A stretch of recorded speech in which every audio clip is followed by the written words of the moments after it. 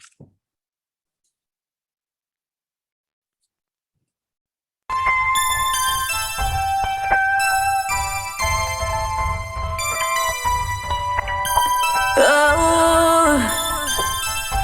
and Leapers. Leader, you are a leader. You are a leader. Rising right out the ranks. You're a leader. Lessons will teach you just how to reach your endless ambitions. Oh yeah. Look at yourself in the mirror. Turn.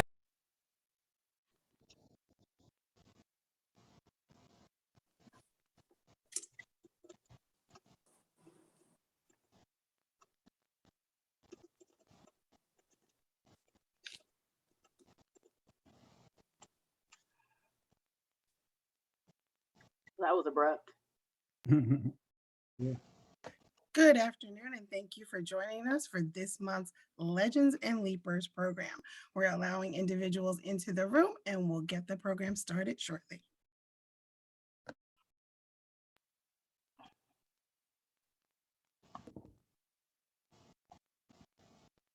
Lauren, was that you singing that song?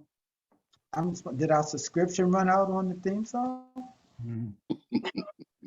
So I think what happens is, for whatever reason with Zoom, you have to, there's like settings for the music. And I think Charmaine was sharing her screen and then it cut off. Because when I was trying to play Atomic Dog that one time, you guys couldn't hear it. And I was just over here jamming and was wondering why everyone else was still. And so I think that's why. Thank you. Thank you, Lauryn Mangum Reed, for helping us out with our technical difficulties today. Thank you all for again joining us for this month's AMAC Legends and Leapers. We're going to begin today's program with welcoming remarks from Ebony Wimbush, AMAC's president and CEO. Ebony? Thank you, Charmaine. Good morning to those of you on the West Coast. Good afternoon to those of you on the East Coast. Welcome to the April installation of Legends and Leapers. My name is Ebony Wimbush, President and CEO of AMAC. And for those of you that have been joining us for months, you've heard me in previous months say the new CEO and President. And so I'm dropping the new since officially I've been here 6 months. But thank you for joining us for another engaging and dynamic Legends and Leapers conversation. April is National Volunteer Month, so I'd first like to start by personally thanking each of you for your commitment to engaging as a volunteer on the numerous committees that we have. If you haven't got involved yet, please check out our committees page to understand the goals, to understand who the leadership team consists of. Volunteering and engaging in one of our committee is a perfect way for you to meet like-minded professionals and entrepreneurs, as well as help AMAC advance the mission at the same time. So some of the things that we've got coming up, some exciting programming and ways to engage. Hopefully many of you have participated in the Economic Policy Forum that happened March 20th, 21st.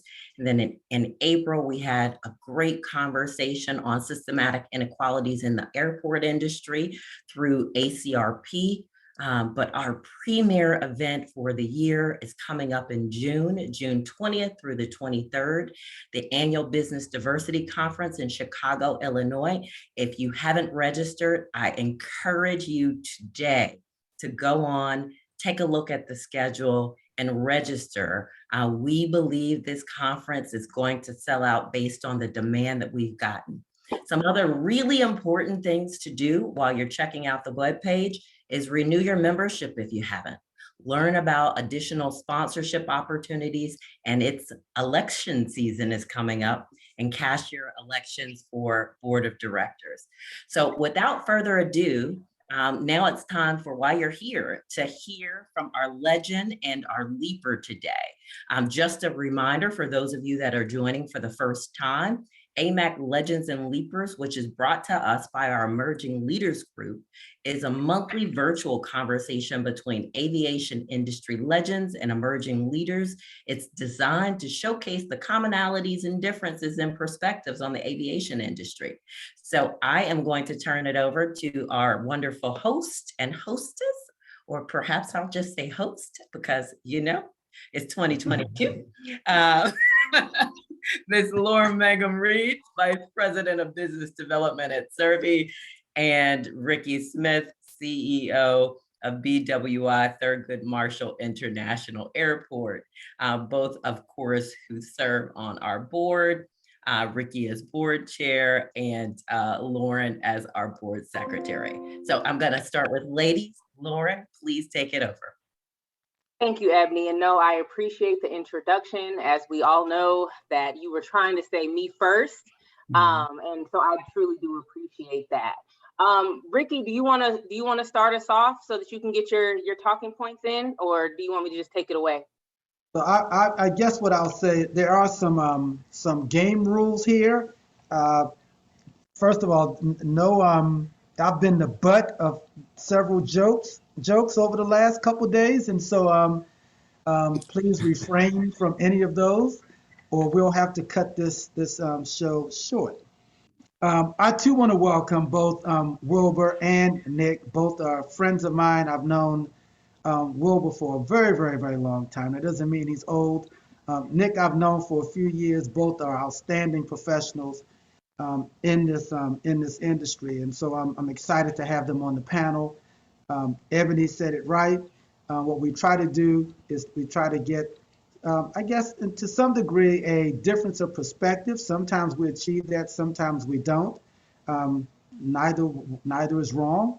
It's just a way to get a variation of perspective on questions that we ask. As the audience knows, we do not tell the panelists the questions in advance. And so they're sitting on pins and needles awaiting the questions that'll come. My questions tend to be more sane than Lauryn's questions. And so that will probably continue to be the case because we don't know where Lauryn's coming from. So with that being said, why don't we just give her a turn to speak because you'll probably take it anyway. You know what, Ricky? Lauryn doesn't know where Lauryn's coming from most times. So I will say this, Angela came out of the gate and said she wants to know what the jokes were about. Angela, please stay for the after show as we talk about Ricky's butt of all jokes. I mean, Ricky being the butt of, anyway, you'll learn more later. So I'm excited to take the opportunity to introduce our panelists, our legend and our leaper. I'm going to start with the person outside of myself that has the most hair on this panel, and that's going to be Mr. Barham. Wilbur Barham is actually the president of BarCon Enterprises, LLC. It is a newly established company, a trucking, hauling, and transportation business located in Upper Marlboro, Maryland. Before he retired from the FAA, after almost 20 years of service to the federal government in 2022, Wilbur was the special assistant to the Assistant Administrator for Civil Rights, ACR1, Office of Civil Rights at the FAA. Wilbur served as an advisor on core civil rights and equal opportunity regulations, principles, functions, and procedures, including the External Grants Program. Wilbur has served as the Acting Deputy Assistant Administrator, ACR2, Acting Director for National Policy and Compliance, Deputy Director for National Policy and Compliance, and Director of National Airport Civil Rights Policy and Compliance. Wilbur has spoken before the House of Representatives, Committee on Transportation and Infrastructure, and as a panel member and plenary speaker at major conferences, including the National Airport Civil Rights Training Conference, Transportation Research Board, Airports Council International North America, and Universal Access in Airports Conference. Before the FAA, Wilbur was in the private sector with the Marriott Corporation and HMS Host, a major airport concessionaire for 12 years and over 30 years of EEO and airport-related experience. He received his undergraduate degree from North Carolina Central University and his MBA from University of Wisconsin-Madison. Wilbur is married to Sonia for almost 41 years and the father of two, Stacy and John, and granddad to 3-year-old Carter and 1-year-old Caleb. And now for our leaper, the one that has less hair. Well, same as Ricky, but babyface Nick Ryan is the aviation market leader for RS&H. He was fortunate to be introduced to aviation as a participant in Drexel University's College of Engineering COOP program. Over 2 decades later, he proudly serves as the aviation market leader for RS&H and its 270 plus aviation focused professionals. Nick's experience includes extensive project and program management for civil, electrical, multidisciplinary, and systems improvements for airport facilities of all sizes and through the project lifecycle stages. Industry involvement and engagement have always been important to Nick, contributing to his growth and connectivity. He currently serves on several boards, including the Airports Consultants Council, Illuminating Engineering Society Aviation Lighting Committee, and his local Chamber of Commerce.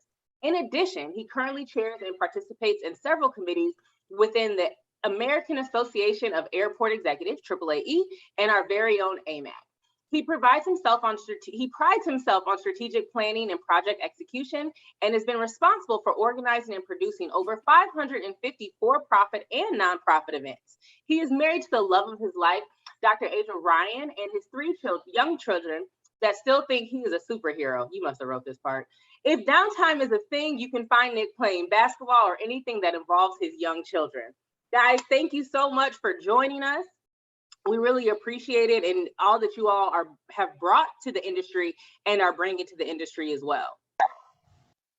Thank you, Lauryn. So thank you, Lauryn, for that edited version of their introductions. So this is a question that both of you will come from perhaps a different perspective. So I'm going to ask the question that way. So Wilbur, you've recently retired, relatively speaking. Although you're not completely out of the space, you're certainly not with the FAA anymore. So you're not playing that role. So just thinking back on the relationship that FAA has had with AMAC over the years and the role that you've played, I want you to speak to what is it that you miss about that relationship with AMAC through the FAA. And then Nick, you're still in the game very actively. What is it that you aspire to achieve in this space in terms of your relationship with AMAC and your ability to influence those in the industry who are trying to accomplish what you've accomplished, even though you're considered a leaper in this context? So it's a different question for both of you, but hopefully you can take your best shot at it. Wilbur, Well, Ricky and Ricky and all who are participating, quite an honor to be a part of this presentation. Until I got the invitation to be a part of Legends and Leapers, it was like, I don't consider myself to be a legend. They must be talking about someone else, had gotten me mistaken for another individual. But it is an honor to be a part of this effort and to be able to share with those who are participating. I think the thing that I miss, and it probably sounds a bit cliche, but it really is the people that I miss. I miss, and certainly for the last couple of years where we've been in the pandemic, we've not been able to get together as we have in the past. And for the last, year after retiring, have not been as engaged, certainly with AMAC. And I am now getting back engaged with the organization.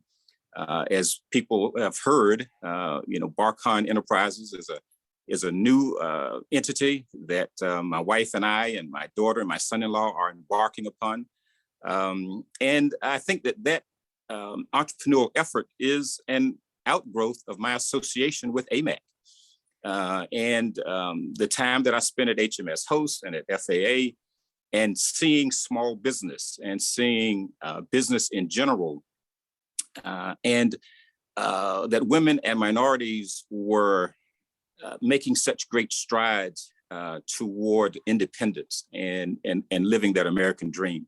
And so I do miss the people. I miss the opportunity that what I hope that I helped to bring to the table when I joined FAA was with my 10 plus years at HMS Host and Marriott, that time helped me and in my relation with small businesses as we were looking for concessionaires for the airport environment, that I hope to bring some of the thinking and the knowledge of the business component to the regulatory component, that I hopefully help to influence in conversation, that let's not just look at how we regulate and how we establish policy, but what is the real impact? How is it going to affect individuals and businesses? And what makes for a good balance, a good synergy? And so I hope that that's part of what I try to bring in my almost 20 years at the FAA to the organization. So I miss the people, and I miss the opportunity to be able to share and engage and influence as much as I could an arena to give both a balance of regulation policy and the business component of running a business and surviving. Wilbur, thanks for that perspective. And you are a legend, and I'm honored to share this platform with you. Ricky, thanks for the question. Lauryn, thanks for the introduction. Ebony, Charmaine, those that are watching, appreciate to be on this program. So 20 years in, and as you said, Ricky, a lot more to go. I enjoy the people. As Wilbur has said, the people that I've met through AMAC over the years. The very appreciative of the partnership with ACC and some of the strategic initiatives that both organizations are doing. I feel like where I'm at in my career, I'm trying to be a little bit more deliberate and intentional on helping mentor others. As I progressed in my career, I had a lot of supporters and maybe not enough mentors. And maybe that was part of my blame of not really seeking out. So I'm being a little bit more deliberate, seeking out folks that are newer to the industry and trying to impart and provide assistance and being available so I can help navigate their career path in aviation. So that's, kind of my intention now as I progress in my in the years that I have left in this wonderful industry. So I do have a quirky question, but I'm not going to ask that one yet. I'm going to save that one. Won't be as quirky as any question that Lauryn asked, but it will be quirky still. Are you trying to get us on pins and needles, Ricky? Is in anticipation of what's going to come forth? Yes, I'm giving you a little prep time. Okay. So this one won't be as difficult or as quirky. So as Ebony mentioned, we do have a conference coming up in June, and this will be our first time gathering in person since 2019. Both of you have attended AMAC conferences in the past, and AMAC is his conferences will provide sessions that will provide information. There's networking opportunity. We also have a lot of fun after hours, right? And so that's kind of what AMAC is known for. Can you share with the audience your perspective on an AMAC conference? What do you look for when you go to an AMAC conference, and what has an AMAC conference done for you? All right, the smartest one should go first. Well, Wilbur, I'll let you go first, brother. Okay, no problem. So the AMAC conference, I believe I joined HMS Host in 1989. And I believe up until the pandemic, I had missed 2 conferences. I think it was 2. The AMAC conference was certainly, in my times at HMS Host, it was an opportunity to meet with the folks that we were in contract relationship with, and the airports, and to gain perspectives from both sides. As there were certainly differences in how you go about entering into and administering a program that is complex. It is not a simple program. It is complex in many ways. And so it was also, once I moved to the FAA, it was an opportunity to provide regulatory updates. It was an opportunity to hear from persons who had differing views and opinions, and who were very committed and sometimes forceful in their response to what the FAA and DOT was putting forth as to how you're going to adhere to the policy. You know, one of the areas that we always have had, I won't say issues, but areas where with policy and when you talk about guidance, and that guidance is certainly not to be so specific that there can't be flexibility that airports and DBEs and ACDBEs can have some movement within how you adhere to those policies and procedures. So the AMAC conference was an opportunity to bring all of that together. It was an opportunity to hear from the small business person. It was an opportunity to hear from those who may be getting ready to graduate the program. It was learning best practices. It was an opportunity for whether you were with a concessionaire or you were with the government, that you come together and you hear about those things that are happening across the country. And as we all know, that what is established as policy and regulation is not always implemented on a consistent basis. It can vary from place to place. The AMAC, for me personally, the AMAC organization was an opportunity to see people in positions and places that I could see myself someday. It was an opportunity to see successful women and minorities, and then the majority population also supporting the efforts to for entrepreneurship, for learning a business and being successful at it. And so there was a professional aspect to it. There was also a personal aspect to it.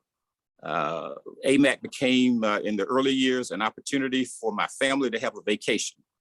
The wife and the kids would come, and I'd go to the AMAC conference, and we'd come a couple of days before or stay a couple of days after. And there's some people who I'm sure are listening in, and they saw our children when they were young. There are relationships that were built and that continue to today that I'm very proud of and very fond of. So AMAC has been a real blessing, both professionally and personally to me. Thanks, Wilbur, for that perspective. And I agree with all the points that Wilbur made. I mean, I still remember my first AMAC conference. I think it might have been Indianapolis, but not regurgitating what Wilbur said. That one of the things that I take away is, a little aside from the program, is the food. The food is always great, and just the people are just authentic, And Wilbur, you mentioned it earlier. You've maintained those relationships over the years, and I still remember the first several folks that I met. I had no problems, entering the room and trying to make connections, and I still have those meaningful connections. The authenticity and integrity that I get from people I meet through AMAC, resonates with me. I remember AMAC After Dark, that whole, the social piece of it is unlike any other conferences. Going to the economic opportunity meeting this year, because I've been away for a little bit as it relates to AMAC events. And I kind of had to check myself, like, oh man, where's your tie? I forgot how, just the professionalism, I got accustomed to some of the other organizations, wearing a suit with sneakers and, forgot my ties. Like, okay, look, I gotta whip out my ties again. So those are some of the, elements not regurgitated, the fundamental legislative priorities that AMAC does for its members. And the takeaways for me is more the social as well, social and the relationships. Hey, Ricky, I want to just add one more quick thing. I don't remember which city it was in. Nancy can probably put it in the chat, but I remember when Nancy was, I believe, chair, and whatever city we were in, there was one of the receptions or functions and Nancy had on this huge afro. It must have been like a 70s theme or something. Hey, I still remember it to the day. And that was early on in my tenure with AMAC. So it still brings back great memories. See, Wilbur, this is where legend counts against you. Nancy is hoping you didn't remember that, right? In fact, Nancy put in the chat. I remember the hip huggers too. I think Nancy had on some hip huggers along with the afro. The fact that he referred to them as hip huggers also shows he is on this call. That's funny. Wilbur, I just want to let you know that the chat is blowing up, just singing your praises. Nancy said, what you brought and bring to the table is a tough act to follow, so you are truly appreciated. Alexander said, but you especially miss the FAA external civil rights team, right? But right. Everyone's just talking about how you truly are a legend. And I think a lot of times with AMAC and a lot of other industry organizations, you know, a lot of people focus on the concessions, right? They focus on, even AMAC does a phenomenal job from a governmental affairs and just your background with the FAA. I want to focus a little bit on Nick. So Nick, you work with RS&H, right? And your company is architecture engineering firm, also doing consulting and planning. So I love the fact that there's so much more exposure. And I always tell people that our industry is unlike any other because there's so many different elements and almost micro industries within themselves. Regardless of your background, you can find a place within aviation. So I say all that to say, Nick, what in the world is an aviation market leader? Yeah. Well, you know, I've been a market leader for a little while now, and you know, prior to my current firm, I worked for a Dbes firm in the past. And to answer your question directly, my role is to promote our thought leaders, our experts in the company, making sure that they have a platform to, you know, express their ideas and their future forward thinking. So internally and externally, you know, I'm the representative for our company as it relates to aviation. Internally, as it relates to your first part of your question and how it ties into AMAC, trying to provide a platform internally where we can, you know, promote more of folks that, you know, that look like, you know, us. So I've been, you know, a little bit more deliberate in trying to seek out those individuals that have a passion or that want to advance in a particular skill set and making sure that they have the resources to be successful. And mainly a lot of it's making sure that they have, meeting them where they are and making sure that they have their resources.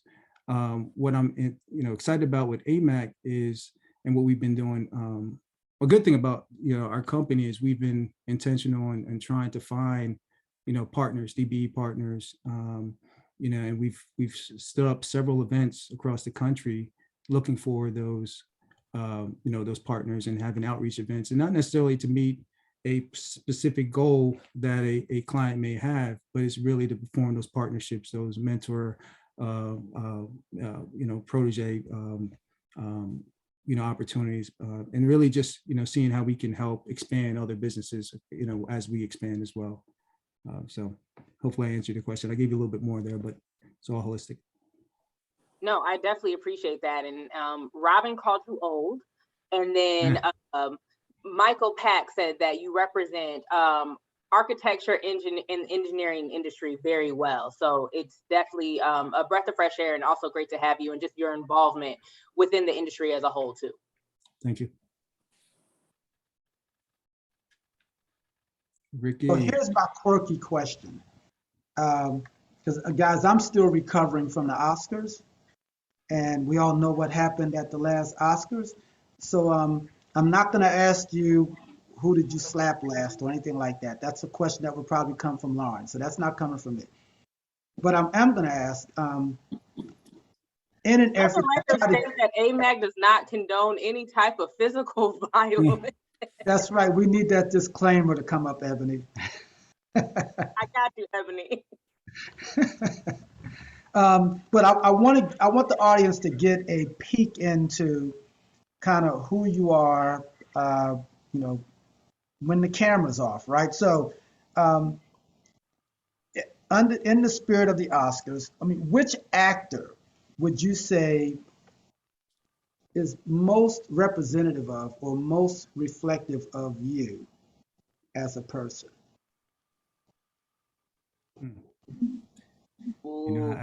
Nick, you want to take that one first? I mean, let the quirky question go to. Well, you know, you set me up because I would have said Will, but I'm not, you know, slapping Chris Rock in that in that environment.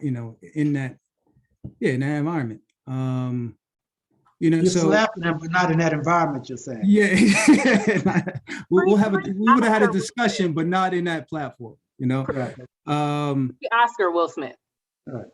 Say again. I said you identify more with pre-Oscar Will Smith. Yeah. I've had the fortunate to be around him a little bit, and it's just different, but I was born in Trinidad and Tobago, lovely island, Trinidad and Tobago. I came when I was young, a little baby, and my parents instilled a work ethic that I had to work hard and work harder than everyone else, and that's carried with me over the years. And that's kind of attributed to, as I look at my involvement in many different arenas, it's mainly because, one, not knowing how to say no, but and that's one thing that I advise some folks is look, learn how to say no, and don't have shame in it. You can only do so much, and so me now, it's all about my children. I saw somebody put in the chat when I looked earlier that amazing dad. It's I have a 11-year-old, 8 and 7, so I'm trying to be a little bit more intentional with their being around, as much as we're in the aviation industry, so we have to travel. I'm trying to add to Ricky's PAX numbers and everybody else's PAX numbers when I can, but trying to be present, helping my wife as much as I can. But one of the things that I pride myself on is listening, and really just being authentic and transparent. So it's I feel like when folks do that, you don't really have to for lack of a better word, front on or having a perception of your personality, whatnot. So I want to save you some time, Wilbur. So who's your actor, Nick? Oh, I said I have to go. I think I have to go pre-slap Will. Okay. Slap Will. Okay. And so for you, for those of you who are paying attention to the fact that there's an election process that's gearing up, and you're thinking, wow, that guy Nick, he's a high integrity guy. He's pretty cool. Well, that's the guy who chairs our nominations committee, right? So just wanted to put that plug in because he's a very decent guy. Thanks, Ricky. Not to say you're not, Wilbur. I mean, you're a high integrity guy as well. I know, Ricky. It was unsaid but known. I got you. So I guess for me, I recently was at a conference in Charlotte, and Denzel Washington was there as a speaker, and so there's a scripture that says, "Think of things that are not as though they were." Mm-hmm. So Denzel has swag. I mean, have you ever seen Denzel walk? Mm-hmm. I mean, he just has a certain swag about him. When he was on the panel and he was talking, he did not have long and elaborate answers. He just kind of answered straight to the point. So while I don't have the swag, in my mind, I want to envision that I have a swag like Denzel Washington. And so I think of him, I think of his demeanor.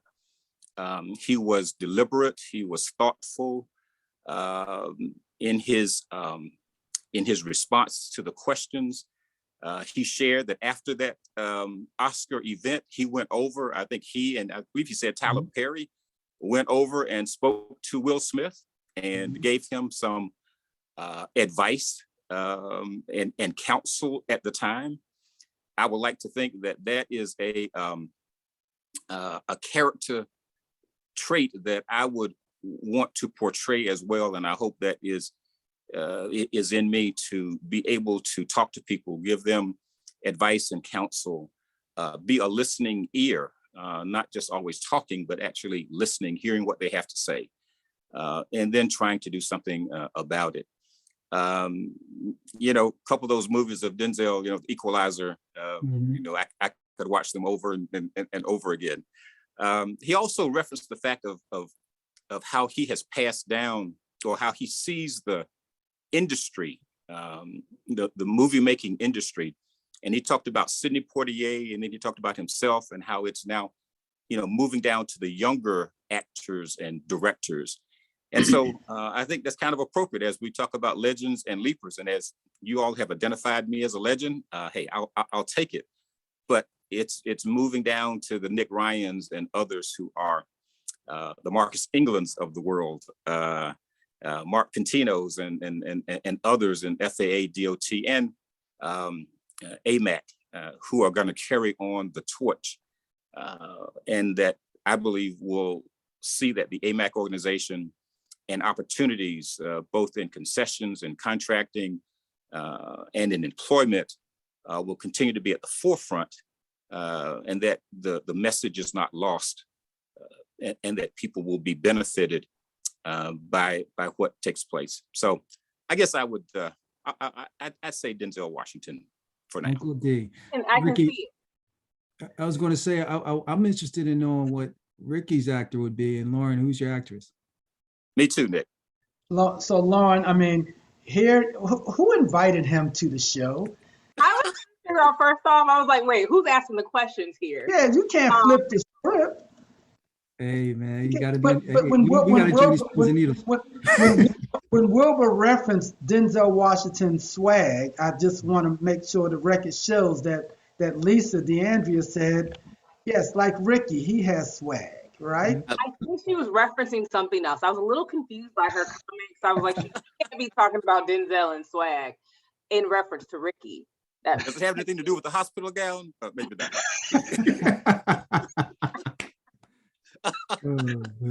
Let the record state that Mr. Barham brought that up. It was not me. He was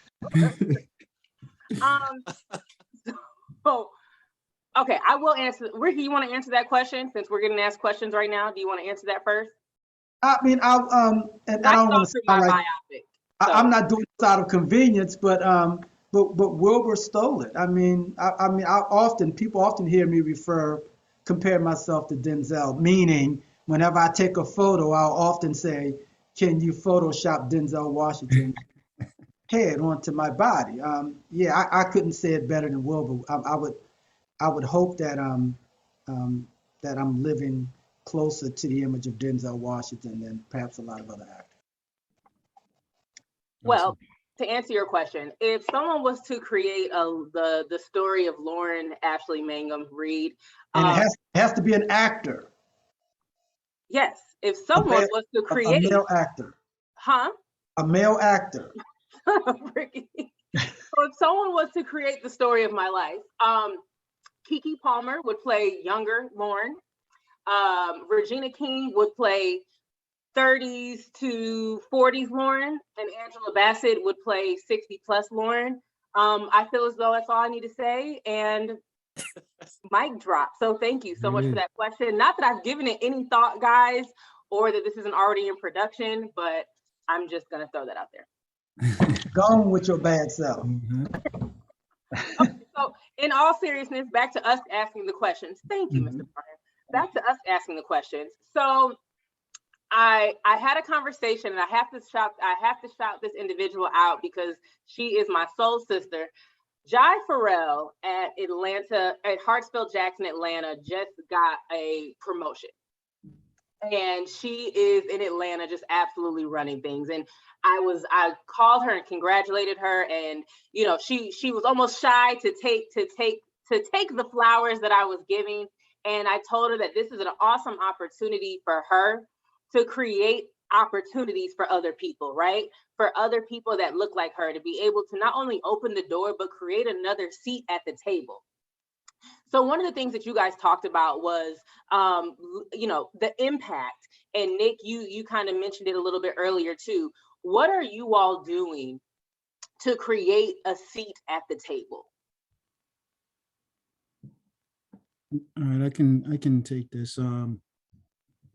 So the first thing I did when I joined our organization is we started a Black affinity group, so a Black resource group, and quickly identified how many visible minorities and non-visible minorities we have within the organization. And we've created or provided resources to create affinity groups for those that identify within those particular, groups. The other thing is, as I mentioned earlier, as we, had new hires in the company, reached out to those new hires and kind of get an idea of what they want to do in the company. When I joined the company, there was only, I don't want to give the exact number, but there was a small percentage of minorities in leadership. And that's increased in my 3.5 years. And I think that it wouldn't have increased as much as it has without some of my involvement there. So that's internal to the company, but then they also, as I mentioned earlier, being more deliberate in having those DBE outreaches where we have an extension of our company to, execute, some of the good projects that we do. So, Lauryn, I would say, since I'm not at the FAA currently, and so the ability to try to influence hires and so forth is not there, but I'm going to be very selfish for just a moment. So the first thing I'm trying to do is get my daughter and my son-in-law, who are now part of BarCon Enterprises, to be engaged as entrepreneurs at the table. Don't know if they'll make it to the AMAC conference this year, but that's a goal, that they'll come, that we'll get engaged. We'll see that they can see others. I already know what AMAC looks like and have been inspired. My daughter does to agree. My son-in-law, not so much, although he was in Los Angeles at the last conference. So, having a seat at the table and opening up opportunities, I'm starting at home first. And then expanding. And so I hope that over the next months and years, that as the organization, my own personal organization, will grow, but that I can be an influence and help others to see the possibilities and see what, when you put in some hard work and some time, that good things can come out of that. So I plan to get more engaged with AMAC as we go forward, and to contribute, both time and resources, so that I can also help to expand or help to invite people to the table and help them to see opportunities that are there and that is available to them, and that hopefully they will step in and take advantage of it. Awesome. I love it. Ebony said we have another volunteer. Yes, I saw that. And this is recorded, so it's been said and it's been noted in the minutes.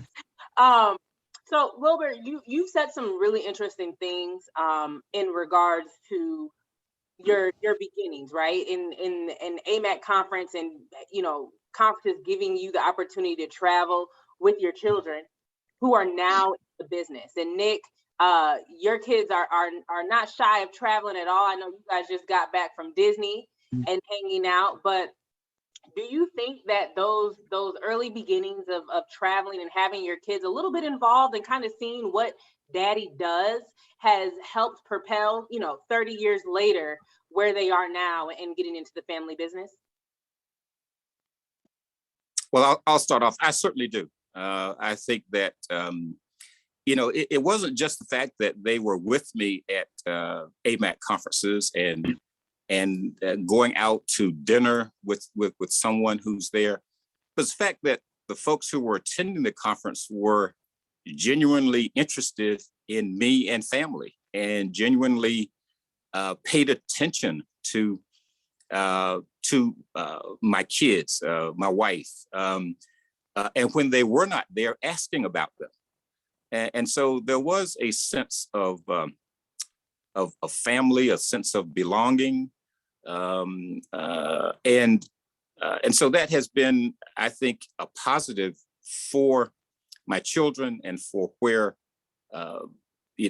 and they can put some face to what dad did, what he was doing at the time, and seeing people about business, but having a good time as well. And so I think it was invaluable exposure and invaluable experience that they had, and I wouldn't trade it for anything. I echo Wilbur's statement. I've brought my children. I mean, several people on this call will know that prior to my kids going to school, they attended every conference with me. And, through my high school year, and actually, I never missed a day of school since second grade. So and there's a scholarship for that for those with young kids. So I got a scholarship for that. But so that stuck with me for a little while. Now that they're with COVID and whatnot, I'm kind of like, okay, you guys can take your stuff and just say, look, you can just travel with me and just tell the teacher log in, and I think that's important because, several of us on the road a lot, and that's at least allows some time to have some type of continuity with family and to see, maybe they want to get into aviation as well. I mean, and knowing aviation is a career. So as my 11-year-old, continues to do good in math, I'm encouraged that, as she sees more of you folks at the conferences, she can see herself in Lauryn and others, and maybe consider a career in aviation. So Lauryn and her co-pilot, Maury Russell, they do an amazing job. They did an amazing job standing up emerging leaders, and they continue to move it forward. This is a product of emerging leaders, as Ebony said during the opening. Kind of in the spirit of that group, we often find ourselves struggling with the transition from, the older guard, if you will, and I'll put myself in that category, and making room for the new guard, the younger guard, to come in and emerge as leaders. And that's always a tough transition in our community. Why is that important? Why is it important that we overcome that hurdle? Wilbur, you want to go as my legend? Sure. I'll start out. It's important because the fact of the matter is it's actually pretty simple. Us old folks aren't going to be around always. Mm-hmm. So since we're not, you got to engage the young folks, and you've got to hear them, help them to navigate some of the landmines that are out there. But it's a matter of necessity, not just an option, in my view, that we have to have new ways of thinking.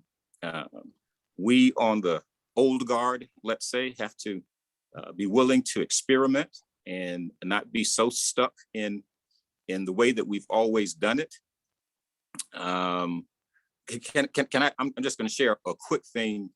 Now, I know that I should be kind of technologically advanced, but I needed help to get the Amac Legends and Leapers background on my iPad just before we started. So, here's a legend that didn't quite know how to get that squared away. But hey, the young folks came right on board, showed me how to do it, and we got it established. So just a very small issue there. But with this pandemic, think of all the things that we used to do. And it took, how many meetings did it take to get something accomplished? 15, 20, spending an hour at a time. Well, when the pandemic came and we were doing things virtually, some decisions had to be made, and they had to be made quickly.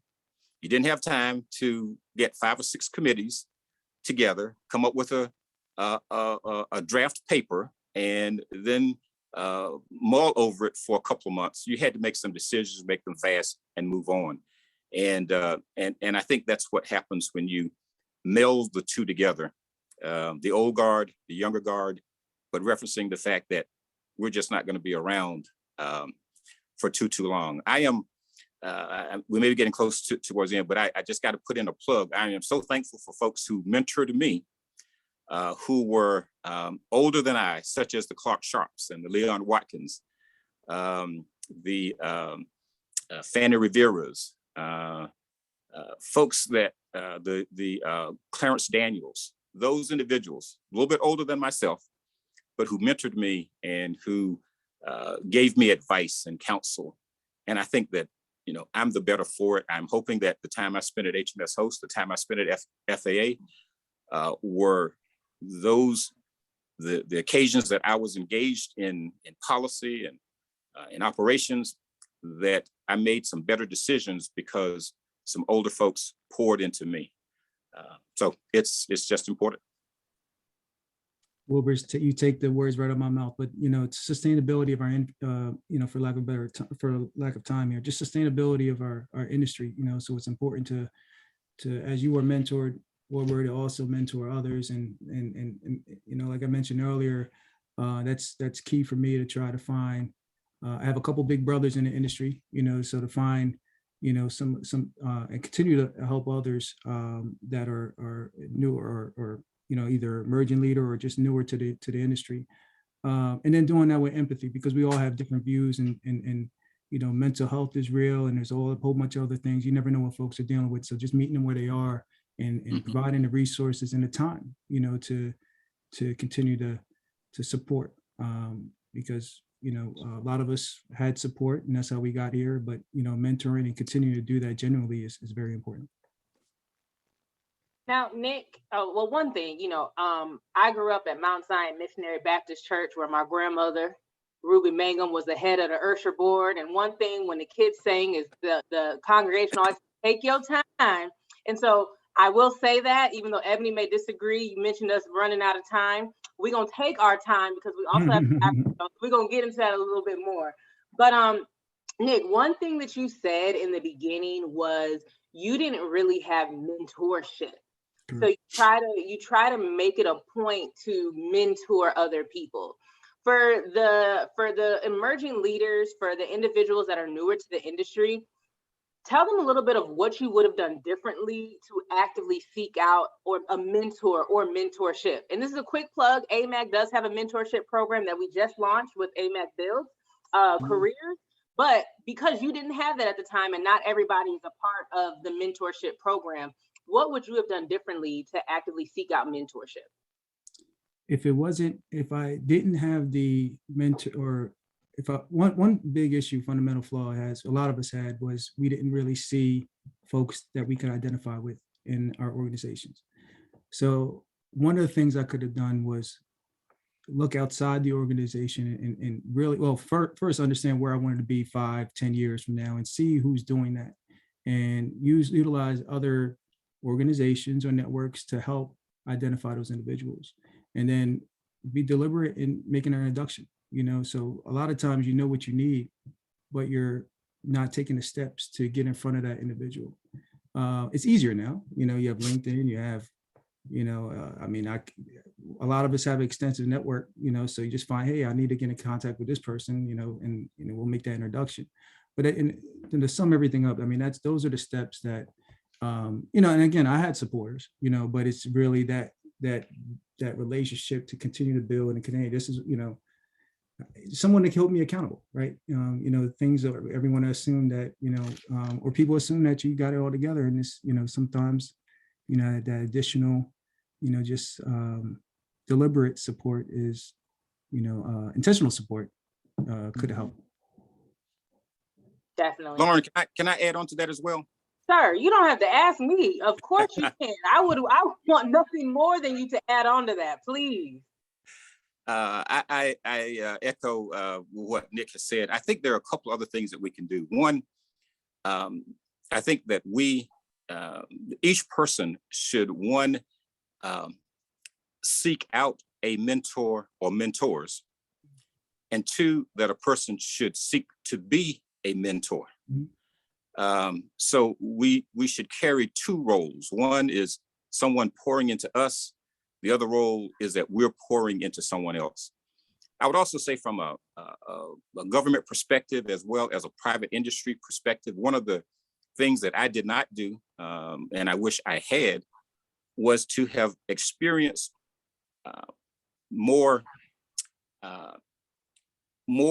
areas of employment while I was in the private industry or in government. So if you're in private industry, going to the communications department, going to the finance department, going to the marketing department, doing details or short stints in those kinds of those areas. If you're in the federal government, if you're at FAA and can you get a detail in airports? What about the legal department, human resources, civil rights? There are all kinds of organizations that you can get involved in via details or some transfers. And I think that as you do that, you are then gaining exposure to so many more people. And when you gain exposure, you will then have more of an option of someone looking at you and saying, hey, I want to invest in this person. Or you see someone and you say, can we go out to lunch? Because I'd like what I see in you and I want you to invest in me. So I think there are a number of things that we can do to help ourselves, but then we help others. And that comes from intentionality. And one of the regrets I have is that I don't think I was as intentional in my years in both host and at FAA to be more well-rounded and more diverse in my overall development.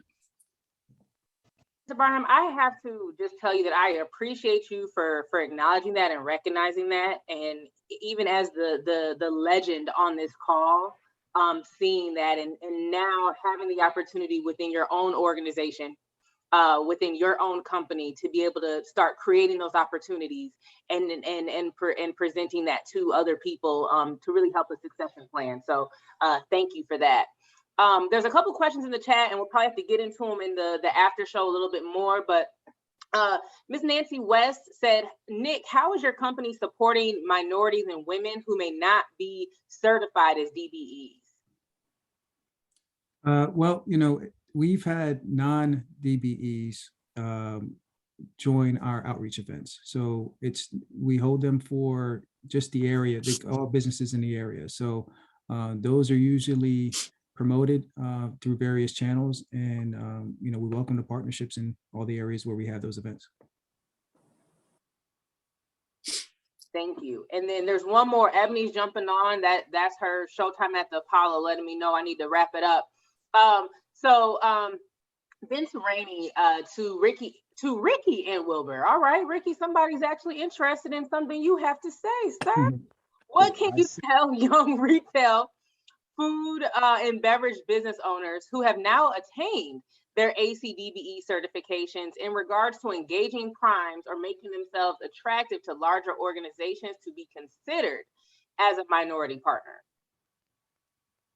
Well, what I'm hearing more and more is one, you need to come with some capital, right? You've got to come with the ability to invest something in the game. The days of, a lot of the bigger companies don't have the cash on their balance sheets that they had, prior to COVID, and so they're not able to advance funds the way they did in the past, at least for a period of time. And so you are a much more attractive candidate to the extent that you bring some cash to the deal. The other piece of advice I'll give is one of the things we learned during COVID is where a lot of our ACDBEs had their homes and their 401ks leveraged to support their concessions opportunities in an airport.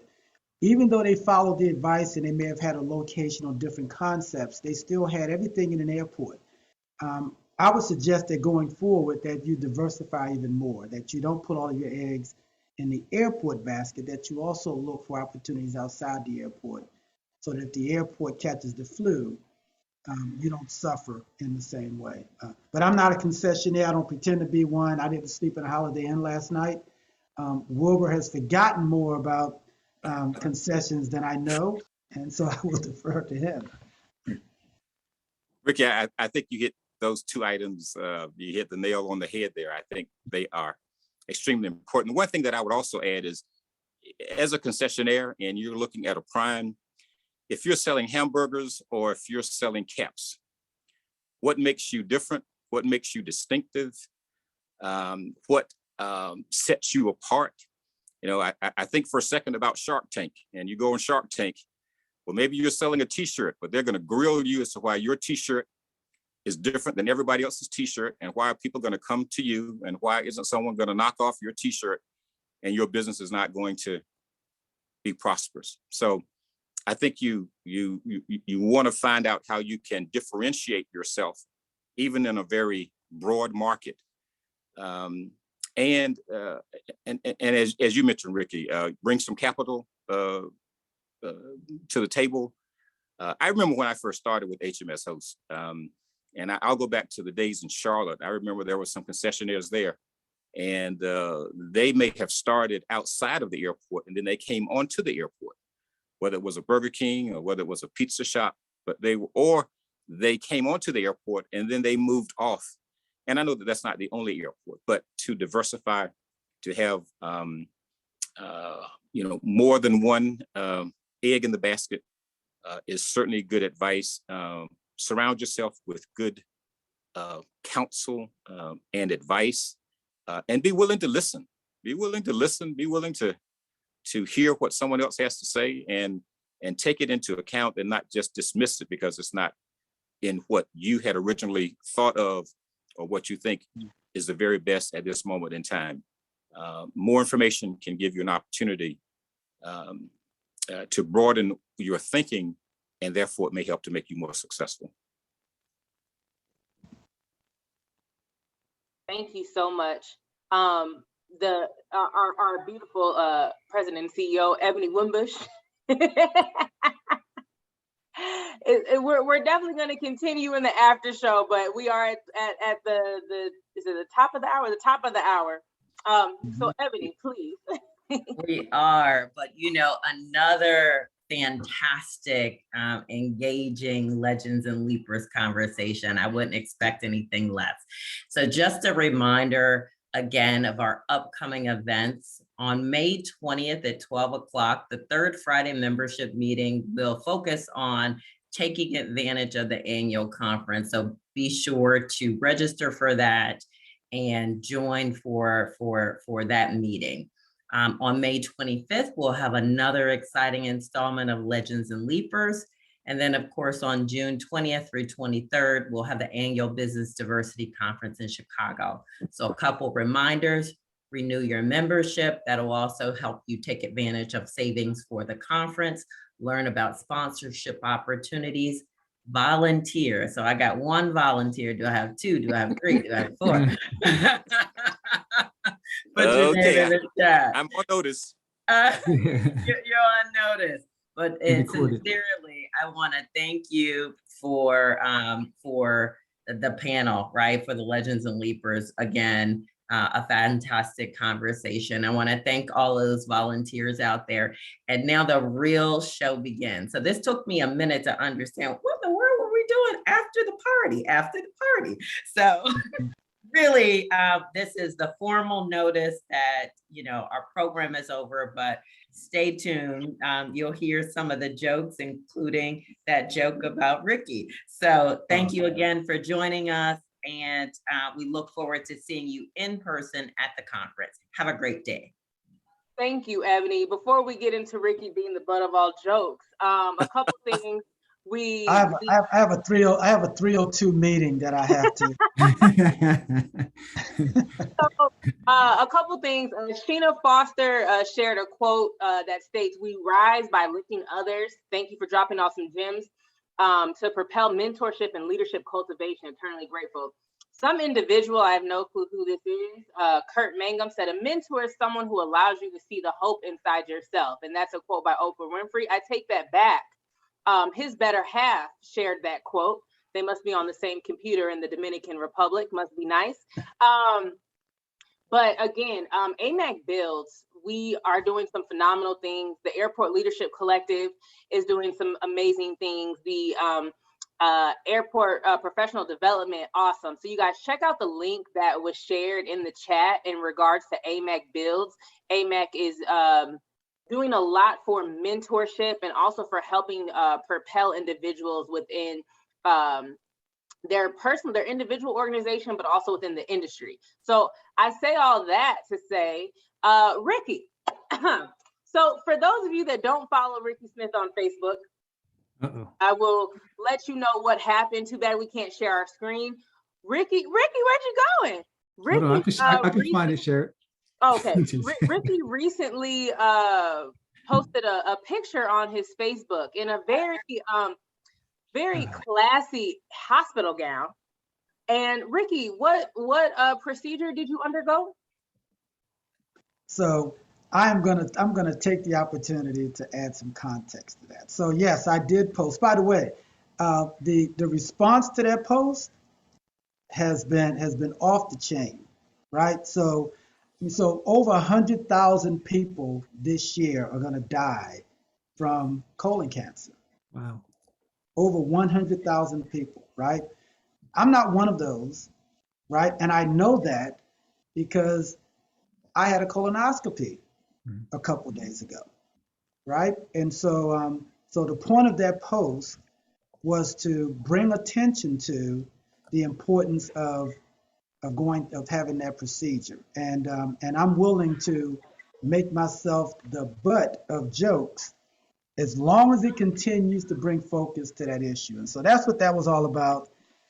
It was a campaign just to make sure that people brought it to my people had it on their mind. What was amazing about the comments was that I would say over 50% of the people that commented had already gotten the procedure on time, or they have it scheduled, which was really good to hear and see that. So Ricky, thank you for shedding light and awareness. We truly do appreciate it. I thought you were going to say you had over 100,000 likes and comments. And I'm like, sir, okay, it was funny, but you didn't go viral off of it. But you guys, if you notice on today's show, Ricky had a clear mind and a clear system, because he came out guns blazing with just great content and awesome questions. Prior to the show started, I said, Ricky, since he has cleared his mind and his system, he's no longer full of it. And I feel as though that was evident in our show today. So I definitely appreciate it. I'm not quite sure how often you're supposed to get colonoscopies, but if you could get one before each show, I feel as though the audience would truly appreciate the clear mind and spirit that Ricky brings following. So thank you. In the spirit of clarity, it'll be 5 years before that happens again. Okay. Damn it. We got to oh geez. Hey, Lauryn, I just want to say, there was evidence. Oh gosh, Wilbur. That's the health and safety moment. You know what, Nick, I'm so glad you stand on the sideline on this one, man. Don't go down the toilet with them, okay? I'm sorry. I was gonna say, this is the after show where, you make the announcement, like put the kids to bed type thing. So Ricky, after his colonoscopy, the first thing he did was go get a piece of fried chicken. Don't make it make sense, guys. So Ricky actually had a question about chicken. Ricky, please ask your question so we can get to know a little bit more about Nick and Mr. Barham. Yeah. So a lot of you know that I don't eat red meat. I don't eat pork. I'm a big seafood and chicken guy. So my question to Nick and Wilbur, what's your favorite part of the chicken? So I would say the leg. However, being from the islands, I eat everything. I mean, I was raised not to leave anything on my plate. So I eat the bone, the marrow. I mean, every piece of the chicken is fair game. So in the context of the question, Nick, that sounds painful, but anyway. Well, I mean, I may have to get one of those things done soon too, but but luck for me. Well, Ricky, I'm a breast man. Oh, you're a breast man. All right. Yeah. And well, after being married for almost 41 years, I feel as though his wife Sonia knows that as well. So she does. So one thing that I really appreciate is both of you mention your family. We put a lot of emphasis on family One thing we talked about the kids. One thing we didn't talk about was your significant others. Ricky made a comment on our last board meeting. He did not put my married name, Reed, in the agenda. And so he made a comment about, you know, me being very proud to be a Reed and a married woman. He knows my husband very well.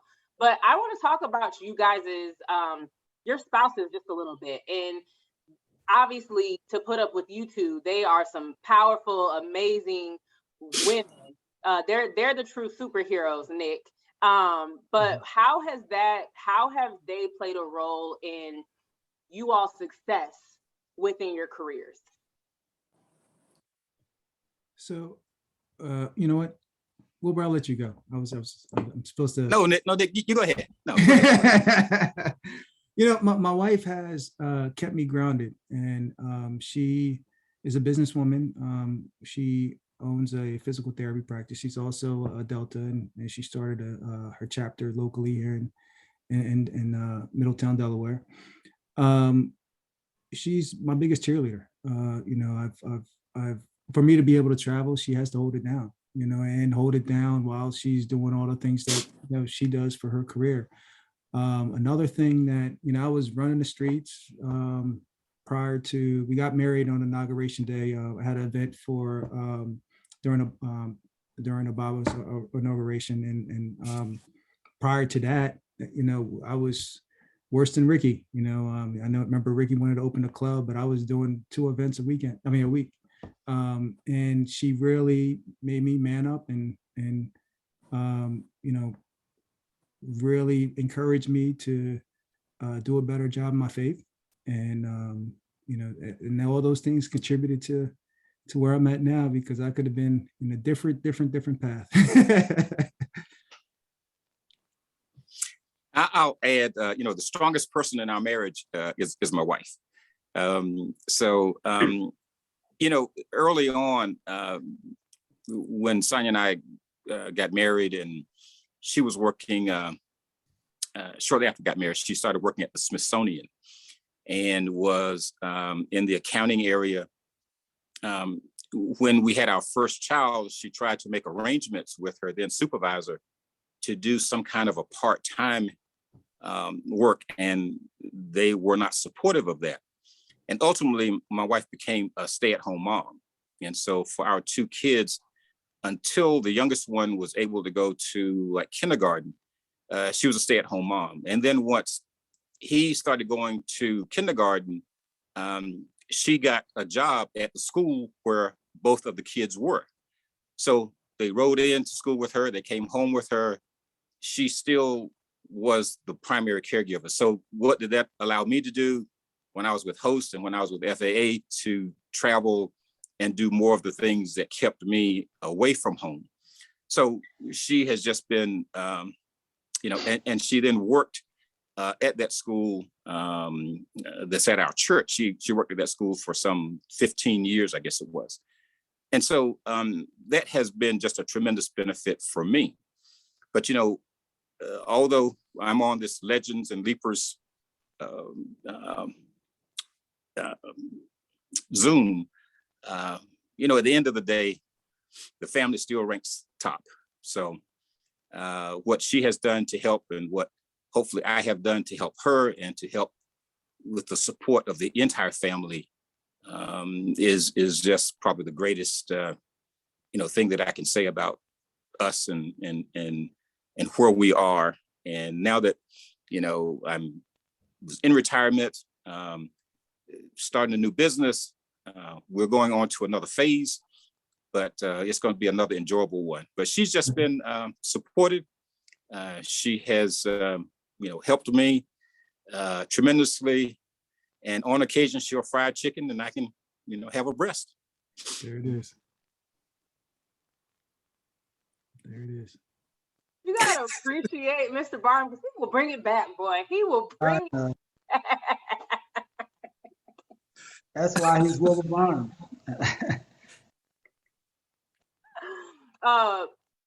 Ricky, I'm now with your clear mind and courageous heart. Was there anything else that you wanted to add? Hey, Lauryn and Ricky, just before you go, just to add on to what, well, not the last thing I said, but just before the last thing I said. So next month, 41 years of marriage on May 16th. So we're real proud of 41 years. Congratulations. Okay, congrats. Well, I mean, I'll say this, I mean, because Nick kind of threw this thing into a tailspin when he started asking questions. So I get a little confused. I don't know if I'm a host or a panel member, so excuse me, Nick, if I seem confused. I will say I'm going to extend that a little bit. The kids. I mean, I'm in a world where I'm viewed as a leader, and people tend to listen to you and kind of cater to you, and do a whole lot of things. Are we still talking about you? No, we're talking about yes, we're talking about me. Oh, okay, I was confused. You said leader and people listen to you and cater to you. Okay, I'm back. We're back. All right. And don't worry, you will go through this because London is being groomed. And then you go home to the kids, and they just have a way of humbling you, right? I mean, sometimes I'll look at my daughter, my 17-year-old daughter. I say, don't you know I'm the CEO of one of the largest airports in the world? And to her, okay, Dad, so what? I mean, I have an attitude about what you just said, and I'm just going to have an attitude. I mean, they have a way of simplifying things and bringing you back, right? Which is much needed in anybody's life. But I mean, at some point, they will be older and they'll be on their own, and they will be in a more legitimate position to humble you. And so I'm looking forward to that stage as well. Ricky, I was going to say, I don't know if Kurt Mangum is still on here, but he grew up, growing up, he was VP of different Fortune 500 companies and whatnot. And, same thing. He was running things. And when he got home, he had to put up with both of us, my mother, but mostly me. So let me tell you something. In my 30 plus years, nothing has changed. I still keep him quite humble. And he's still on, he said. I'm laughing because I'm on the other side, so I already know that London and future little Lauryns and Drews will definitely have it in for me, because he still deals with the exact same thing, probably even more because I do have more experience now. So now I can humble him in different ways, professionally as well. Well, one thing you can't do is there's no textbook on raising a child or even dealing with a child sometimes. So you have to be nimble and just always lean on your wisdom, right? Because they will confuse the heck out of you sometimes. And if you don't fall back on your wisdom, you could find yourself running out of the house pulling your hair out. Now, with that being said, Wilbur, do you have any advice to give to Nick? Because your kids are grown now. Nick is still kind of starting out. And to me too. Shoot, I'm just starting out. Yeah, well, I think that you have to listen to your kids, but there also has to be discipline and there has to be boundaries. And so, we want to love on them, and we should, and we want them to love us, and they should. But there are times when they're not going to like you very much, and we just have to be ready for that. And then there are times when we're going to want to love on them, and they don't want us to love on them, because they're at that stage where they're, thinking that they really know it all. They're thinking that we are. They wouldn't call, at least in my category, they wouldn't call me a legend. They call me an old fogey, probably. And those kinds of times, we still have to engage with them. And my son is 26, and he's not much of a talker. And so there are times when we're in the car, and I have to actively engage to have him make conversation, because he won't just want to talk on his own. And so I have to put forth that effort. And sometimes I want to be quiet too. I don't want to say anything either. I don't want to have the radio on. I don't want to do anything but just drive and get to my destination. But we have to find those ways in which we engage them when they don't want to be engaged. And at the same time, identify what boundaries and discipline that there should be. But at the end of the day, just make sure that they know that you love them unconditionally. If they know that you love them unconditionally, that'll carry you a long, long way. Amen.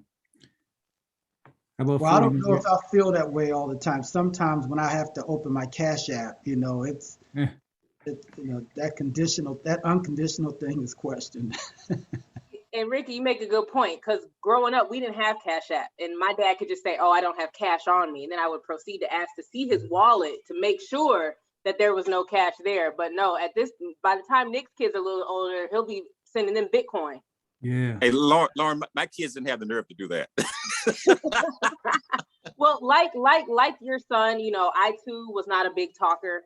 I am not a big talker now. So there's been many times where my father had to actively try to engage me to speak, because that also was, one of. You are not a big talker? Yeah, I don't agree with that last statement. What you're saying is you're not fat while you talk. Is that what you mean? You're not a big talker, right? Okay. Nick, you were going to say something? I don't know what Ricky's speaking of. What were you going to say, Nick? No, I was, I think Wilbur's dropping some gems here, but you're celebrating 41 years next month. How about any counsel there? Because I'm 13 years, and Lauryn, I don't know how many years you're in, and Ricky. A whole one, yeah.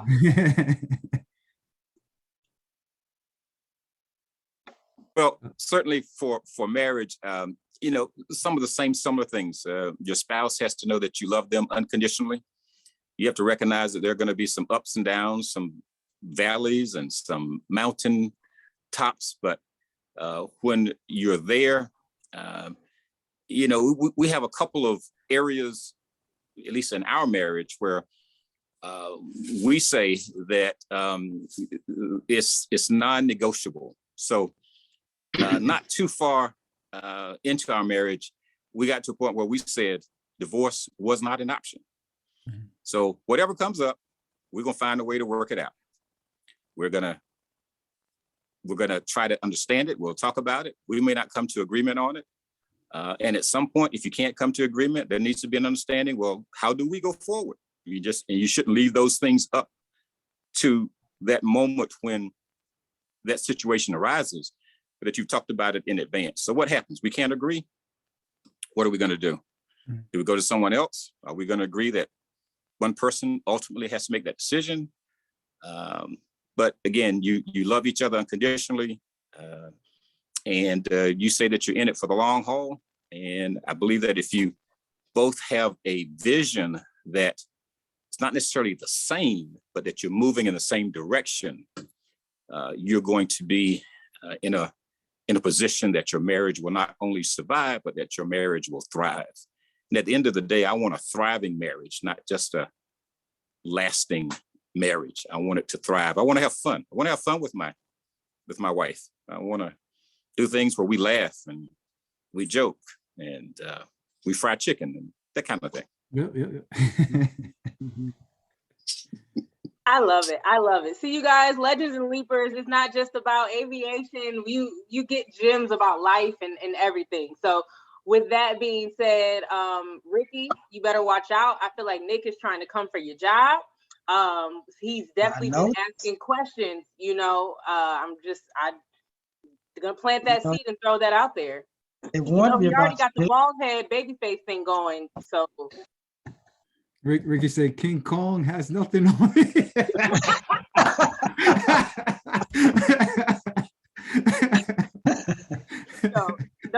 Don't let Denzel go to your head.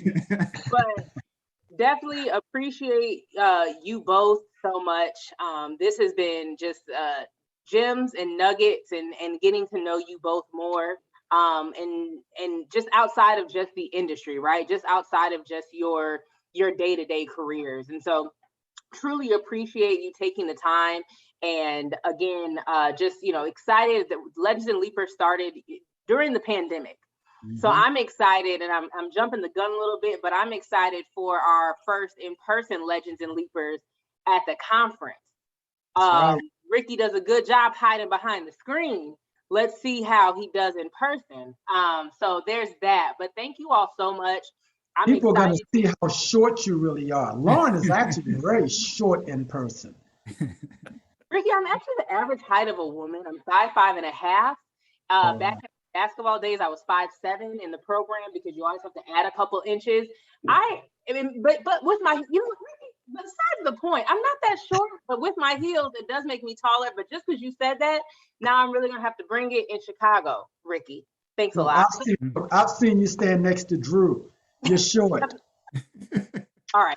Point of reference, guys. My husband's 6'8". Not fair, Ricky. Not fair. Ooh, okay. But my personality is 7 foot. So Go ahead, Lauryn. All right. But in all seriousness, thank you all so much. Really excited to see everyone in person. Opportunity to network. You guys couldn't say enough about just AMAC and everything that AMAC does for the industry, does for women and minorities. One of my tidbits that I'm just gonna leave with is the conference. If you're new to AMAC, if you're thinking about joining AMAC, come to Chicago. It will absolutely change your life. My first conference was in Seattle, and I knew no one or nothing. And AMAC has just the trajectory of my career within the industry has been leaps and bounds. But it truly does feel like that moment in Poetic Justice when Tupac pulls up to the picnic and there's the family reunion and they're like, cousin, you could be an absolute stranger, but you will leave family. Yep. And so I'm excited to see everyone and love on everybody and give everybody a cousin when we get to Chicago. And I know Jamie and her team is setting out the red carpet. So thank you all so much. And Ebony, did you want to close us out? Well, I just wanted to say something. Before Ebony jumps in, because you gave someone a shout out earlier, it was a personnel shout out. We want to show our brother Tosin Kasali some love as well, who was recently promoted to vice president at HMS Host. So we're very proud. Tosin and John Terrell. Yes, I'm so excited. I'm so excited. Just let Leapers truly taking steps to becoming legends in the industry. So thank you, Ricky, for that.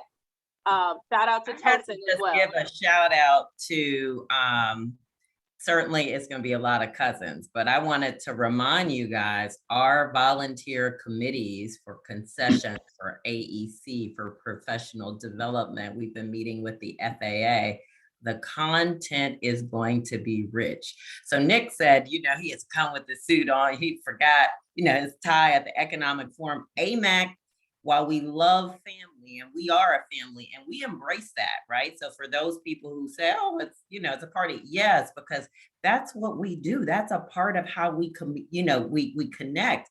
This is a part of our community, but I want you to know that the content too will be robust. If you are at the beginning of your career, if you're in the middle of your career or more experienced, the content will engage you. So looking forward to everyone. Thanks again for this really wonderful Legends and Leapers sessions. I feel like every month the numbers are growing more and more. So if you haven't renewed your membership and you're on, please do that so we can continue to bring programs like this. And we'll look forward to seeing you. Have a great day, everyone. Thank you. You all. Take care. Bye-bye.